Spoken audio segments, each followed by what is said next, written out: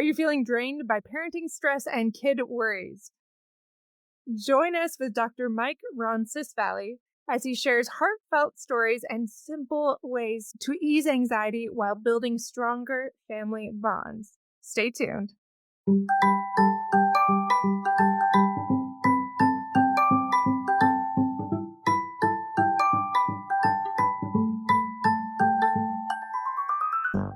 Welcome to Fulfillment Therapy. I'm Kendra Nielsen, wife, mom, and licensed therapist.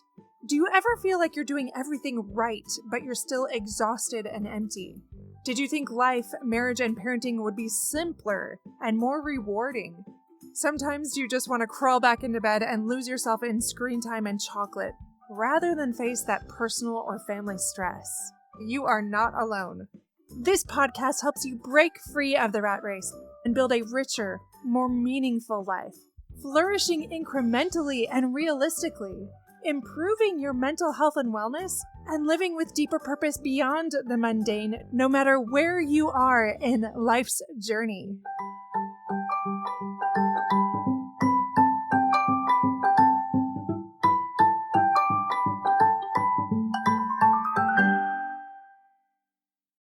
Welcome back to Fulfillment Therapy. Today we have a special guest here with us, Dr. Ronsisvalle.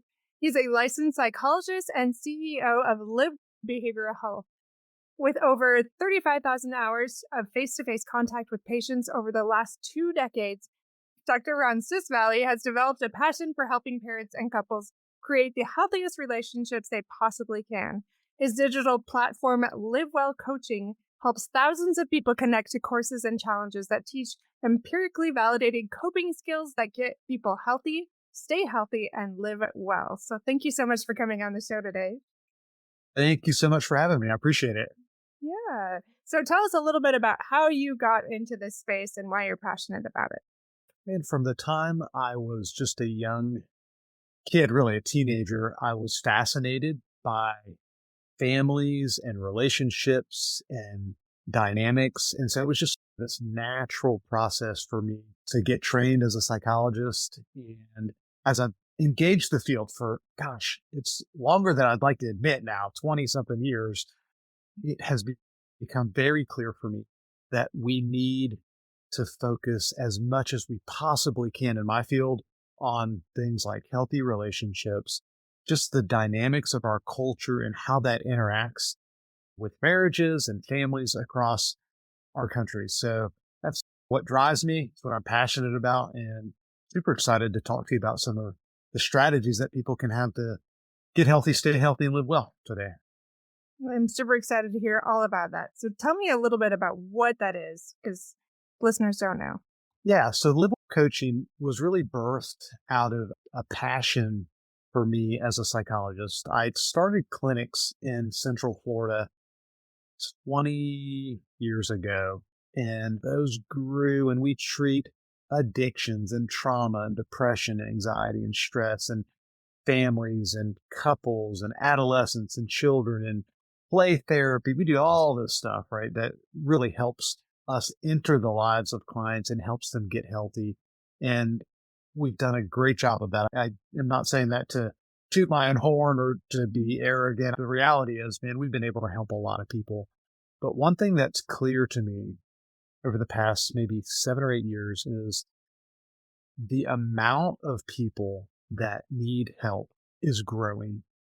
I mean, we hear all the time the word crisis, and I agree with that. It is a mental health crisis. There's things that are happening now that absolutely were not on the table when I first started in this field years ago.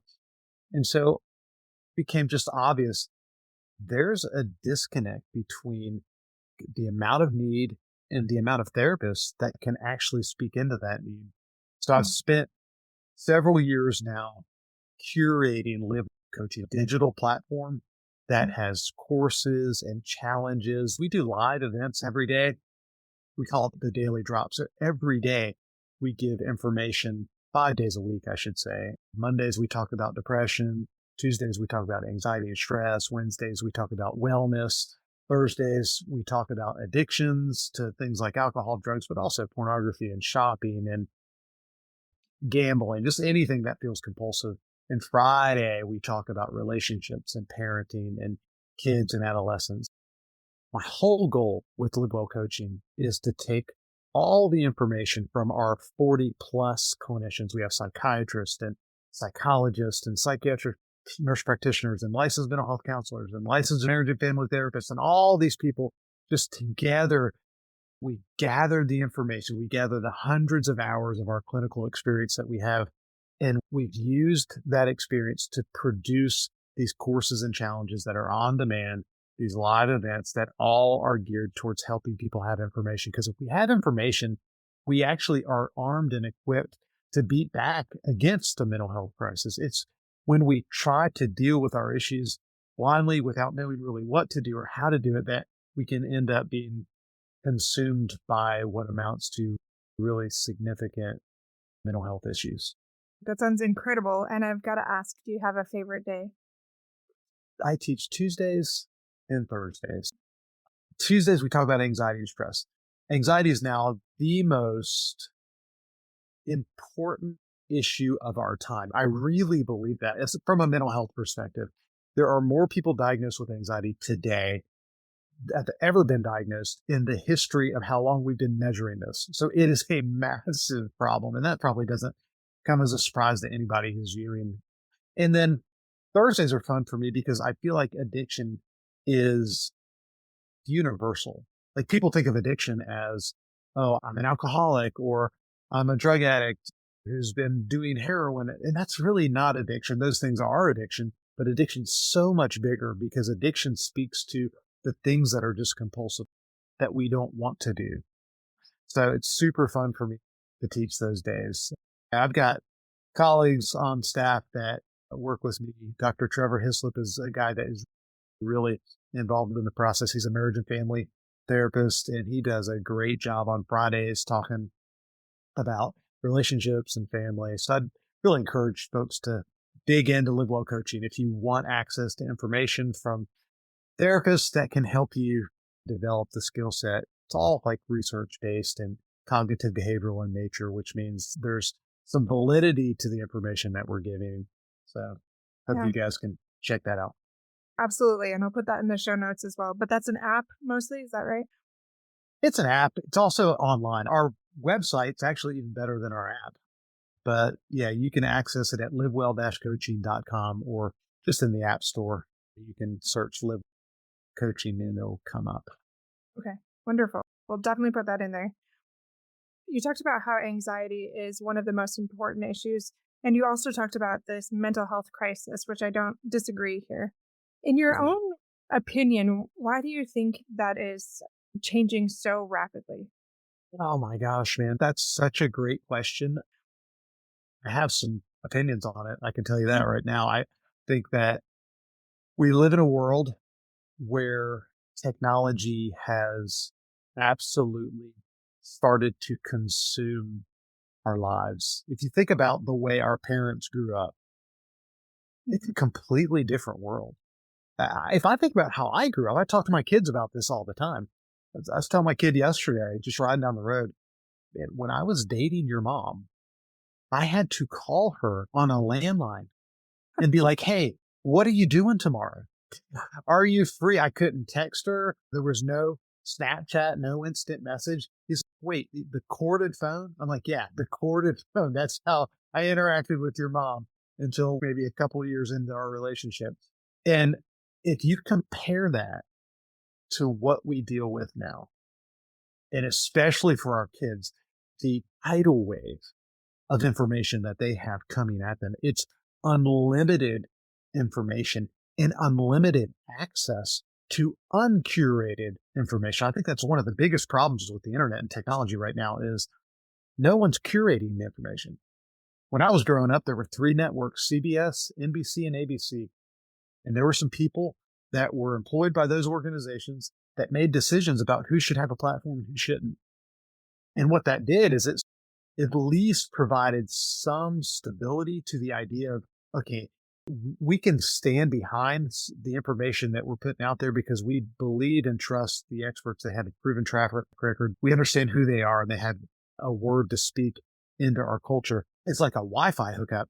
and you can be speaking to the world. So the amount of information that we have coming at us combined with the quality of the information that we have coming at us has created a contingency where people are exposed to essentially information that is at best unhealthy. I think many times it's really toxic. I think some of what's out there is just not good at all. That's why I appreciate what you're doing. You're taking time and effort to put information out that's curated. You vet your guest. I know that because I went through the process. So we need more people like you that are serious about presenting information that's accurate. So you have this whole body of knowledge and information that is uncurated. And then you have the vehicle by which that information is dispensed. And the vehicle is mostly social media. I think it's been really horrible and terrible. To be honest with you, it's not healthy for us. And it puts us in a situation where it develops in us expectations. And then those expectations are almost always unmet because you can never live up to someone's curated Instagram feed, right? Like, how is your life supposed to look like your favorite influencer's Instagram feed when you actually have like real pressure and real stress? And it's not that the influencer doesn't have that. They just don't talk about it. They just don't take those pictures. They're presenting this model of the world that's totally unrealistic. And so when we're presented with all the toxic information in formats on social media that are just so available and unrealistic, I think it's created just a crisis of expectation in our culture. So where the expectations that we have are just so unrealistic that it leaves us anxious and depressed. I couldn't agree more with that. Have you ever read the book Anxious Generation? I have not, but I've heard of it. Incredible. Yes, And yes. oh, big fan. I've tried to have him come on the show too, but he's quite popular right now. But yeah, just exactly a lot of the things that you're talking about. And it's so overwhelming, especially as a parent. I have 4 children. Figuring out like how to do this, especially because I can't access any information from my grandparents or parents on how to raise kids in this atmosphere. And it's like, how do you do this? Like our kids don't have social media. We don't allow that until they're like 18 and then they can decide what they want to do. But even with all of that, there's so many challenges because still every kid on the bus, it's constantly this thing that we're exposed to, our kids are exposed to. And not only them, but I was just talking to my husband last night about this. I was like, okay, goals for February. There's one thing that I'm going to focus on, like pointing out the good for everybody. And if you're asking my opinion, maybe it'd be great if you could scale back on those screens a bit because we're modeling that for our kids. And it's hard for all of us, right? Like how we manage all of this tech. The quality that you mentioned is not the greatest. A lot of it's unhealthy. There's so much stuff out there that impacts us. And I love that you're speaking to that. And you said that specifically affects anxiety. Do you see any other ways that impacts our life? Yeah, I think I go back to the idea that when our experience meets our expectation, we're fine. So think about your life. So if you have an expectation that, okay, I'm going to get there at 9:00, my husband's going to show up at 9:00, we're going to have a great dinner and we're going to go home. And that's what happens. We're good, right? But it's when our experience does not meet our expectation that we really begin to struggle. And so when you think about what technology has done, it's put us all in a situation where we have the expectation that we're going to be able to do it all, that we're going to be able to work 60, 65 hours a week, get our kids to all the games that they got to get our kids to dance, make sure they're doing their homework. And we're supposed to do this seamlessly without pressure, without stress. And it's supposed to look a lot like it does on the social media posts of all the people that we watched. When we don't get that expectation met, like when life happens and your kids are sick or they're freaking out or they're having a moment or our spouse is a human, that's just the reality, right? Your spouse is an awesome person. Probably it's why you married them, but they're human and they mess up and they make mistakes. When our experience doesn't meet our expectation, that's the moment that the technology becomes just this awful sort of archetype of the world that is impossible to live out. So you have that piece going on. Then you also have just the reality of the dopamine that is released by technology that we all crave. It's really easy dopamine. I struggle with it myself. I have a really hard time. Like our phones, they drain intelligence from us, yet we can't separate from them. Why? Because it is this easy dopamine that we can at any moment just pull up our email. And even though it might be stressful to open a work email, I do it all the time at inopportune moments, just because it gives me a little bit of a feel good, right? That's what dopamine is, the feel good chemical. Every time you just slide through a video on Instagram or Facebook or whatever, that instant gratification of new stimulation, it wires your brain differently. And when you think about the impact of that on us as adults, it's wild because we've become addicted to the dopamine of technology. But when you think about what it does to our kids, it really is disheartening. It's hard to even consider what we're doing to a generation of children. There's never been a generation in human history that have been wired with technology the way our kids have been wired. 98% of kids, teenagers, are on social media every day. 98%. Half of teenagers, this is a scary stat, half of teenagers are on more than 4 hours a day. So when you think about that, we're allowing our kids to partake in this technology, some of them for hours and hours a day. That gives them cheap dopamine, and that does not prepare them to go out and figure out how to interact in a world that, if you leave technology out of it, cheap dopamine doesn't exist. Like dopamine should be hard to come by, right?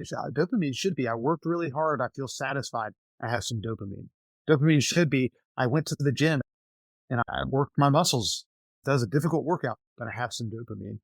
Dopamine should be, I took the time to get my wife in the car, drive to the beach, and watch a sunset or a sunrise. It's hard, but it's some real dopamine. That's how the world was formed. That's historically how generations and generations of people have gotten dopamine for millennia. And then you have technology. The way we're living is just not normal. I think it's wiring our brains for all the anxiety and depression that we experience. 100%. If you have any stories to share, I'd love to hear, and I'll share one in the meantime. But personally, like, I'd like to apply it to myself. Like, we're all human, including my husband and I are both counselors, and we both have these very real problems. So like I said, like our teenagers, once they get a job, we get them a phone, but we don't have all these things. We just have basically texting and calls. And even with that, we do a check-in, or we at least try to every Sunday. We look at the report together and make goals together with our teens. It's amazing how that time creeps up, even when you're not even using those. And I completely agree with you. I think it's social media and some of these other things that are a big part of that problem. But even without that, it's like how we grew up with interacting face-to-face with friends. That's gone. I find that our teens more often are choosing to stay at home and just text their friends instead of interacting face-to-face. There's all these problems that are coming up. I would say that on some level I had anxiety growing up, but I don't think it's anything near what our teens are exposed to now and what they're facing because of this. Any thoughts or stories on that? No, I think you're 1000% right. They're digital natives. They're way more comfortable online. They're way better at understanding nuances and even how to post or how to shoot video. All that's great. But as far as interacting face to face, that's a skill set that is dwindling among teenagers in particular. So what you guys have done is so powerful, because what you said is, look, we're going to limit the amount of time that we spend in what I call like a once removed relationship, because you can FaceTime someone. What we're doing right now, honestly, is relational and it's real, but it's different than it would be if you and I were sitting in a room together. There's a social distance to it. So we need to put reps under center is what I call it for our kids, where they're interacting with people one on one. That needs to be standard protocol. That's where athletic teams become super important. That's where dance teams become really important. That's where clubs after school become really important because we have to put them in a position where they're challenged to know how to do small talk, how to care about someone, how to ask good questions. I think what you guys are doing is really commendable.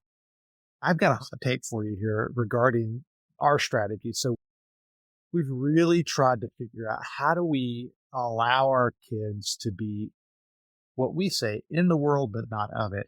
You ever heard Hmm. that Yeah. metaphor? It's like we want to be rooted in this world. We want to be salt and light to this world, but we don't want to be consumed by it. So what we've done over time is say, okay, the reality is social media is going to be a part of everyone's life going forward. You just cannot fight the reality that this is where the world is trending.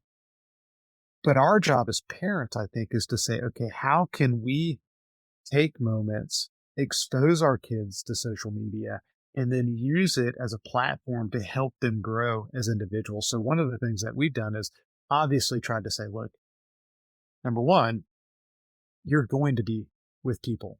And that's our kids are getting older now. My youngest kid is now graduating high school. So hard. That's a whole nother podcast that we could talk about. But as they were growing, we would say, okay, have your TikTok, have your Instagram, whatever, but we're going to look at it with you. And I would do it consistently. Hey, let's open up TikTok together. Let's see what you've been trending. Let's see what's going on there. And you talk about awesome conversations because you can hear the craziest things in the world on some of these social media platforms, especially from teenagers. Like these teenagers that are posting that have no frontal lobes and they say and do things that are just absolutely ridiculous. But what great food for thought and grist for the mill with my kids, at least, to say, hey, how do you feel about what this dude just said about fill in the blank? Even if it's some radical, wild idea that we believe is just ridiculous, I want you to articulate why you feel like kid's super smart or the kid's got major issues. And just those conversations, I think, help them begin to understand, okay, here's my value system and here's how I develop a value system in the context of this world that's still connected to things that are ultimately eternal in nature. Like for us and our family, that was it. It's like what matters at the end of the day? What things are going to persist beyond 11th grade or ninth grade or the dance that happens next week? Because those are the things that need to drive us. And so we tried to talk about those things. We tried to talk about what is faith and how does that impact your life in a tangible way? Because for us, we would want to say there's a big difference between living your life in the shadow of the reality that there's a God that's bigger than us, that's called us out to some things, versus being a legalist and just saying, here's all the things I don't do. Because as parents, if we define ourselves and our family in terms of what we don't do, we've actually literally created a bunch of legalists and we've facilitated the process versus allowing ourselves to say, wait, here's what we stand for. We stand for love. We stand for peace. We stand for the things that are going to matter in 50 years. Yeah, I think you're on the right track. That's for sure. I'm impressed with what you guys are doing with your kids. That's hard. It's hard to draw the boundaries like that. They push it Oh, back on you a little bit, or how's that work? oh heavens. We're talking about teens and boundaries? Yes. Yeah, I guess even with each other, some of those boundaries. But same thing. I love hearing how parents do that.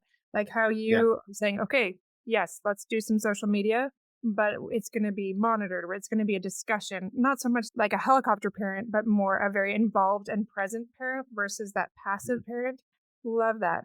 I often wish it were easier. Like when I'm setting up all of those things on their phones, like it is not simple. I'm not going to lie to you. Like, really don't think this is healthy. This is wise. Like doing all of these things and scaling back as they get older, some of those things.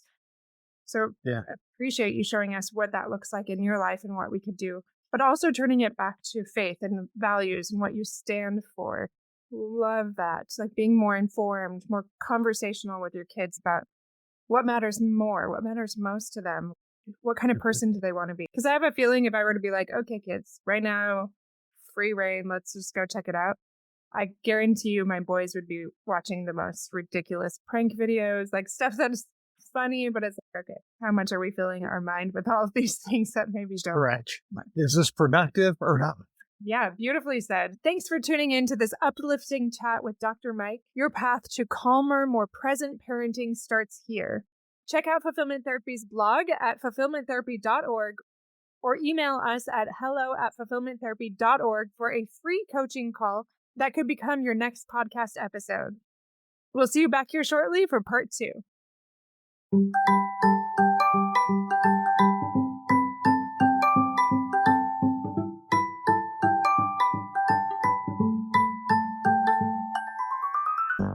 Hey friends, if you enjoyed this episode, a quick 30-second share can help someone else find support and help this podcast grow. Leaving a review on Apple Podcasts boosts visibility and keeps the show alive. Your simple acts make a big difference. I'll see you back here each week for more life-changing episodes.